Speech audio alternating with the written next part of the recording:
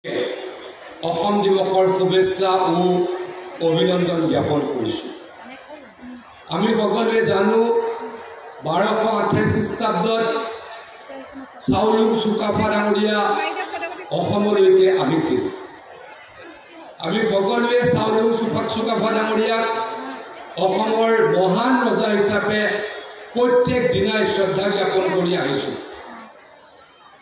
আমি সকলোৱে জানো সাতৰাজ সামৰি একৰাজ স্থাপন কৰিছিল মহান ৰজা চাউলুং চুকাফা মহাশয়।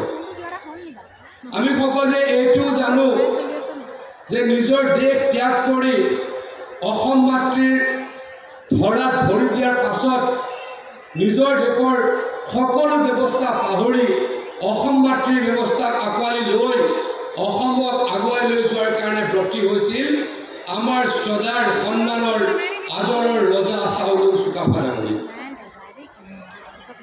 মই যেতিয়া আহিছিলোঁ এই অনুষ্ঠানটোলৈকে যেতিয়া আমি সোমাই আহিছিলোঁ, আমাৰ শ্ৰদ্ধাৰ গতিকে কৈ আছিলে যে সাতৰাজ মাৰি একৰাজ স্থাপন কৰিছিল চাউলুং চুকাফা ডাঙৰীয়া। আমি সেই কথাটোত আমাৰ অকণমান দিনত আছে। আমি তেখেতক সন্মান প্ৰদৰ্শন কৰি কৈছোঁ যে সাতৰাজ মাৰি চাউলুং চুকাফাই একৰাজ কৰা নাছিল। একতাৰ দোলেৰে নিজৰ সকলো পৰিচয় বাদ দি অসমীয়াৰ পৰিচয় বিশ্ব ধৰাত সজোৰেৰে দৃঢ়তাৰে ধৰি ৰাখিবলৈ একৰাজ কৰিছিল সাতৰাজ সামৰি। গতিকে আমি এই মহান ৰজাজনক প্ৰত্যেক দিনাই শ্ৰদ্ধা কৰোঁ, প্ৰত্যেক দিনাই শ্ৰদ্ধা কৰিম। সকলোকে এই অসম দিৱসটোৱে নহয়, প্ৰত্যেক দিনাই চাউলুং চুকাফাক মনত ৰখাবলৈ প্ৰত্যেকজন অসমীয়াক আহ্বান জনাইছোঁ, অনুৰোধ জনাইছোঁ। এই 1228 খ্ৰীষ্টাব্দত আহি চাউলুং চুকাফা ডাঙৰীয়াই প্ৰতিষ্ঠা কৰা আহোম শাসনে 600 বছৰ ৰাজত্ব কৰিছে।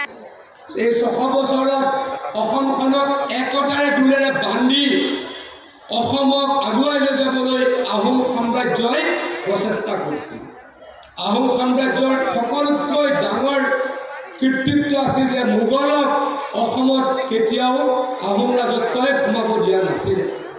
17 বাৰ মোগলে অসম আক্ৰমণ কৰিছিল।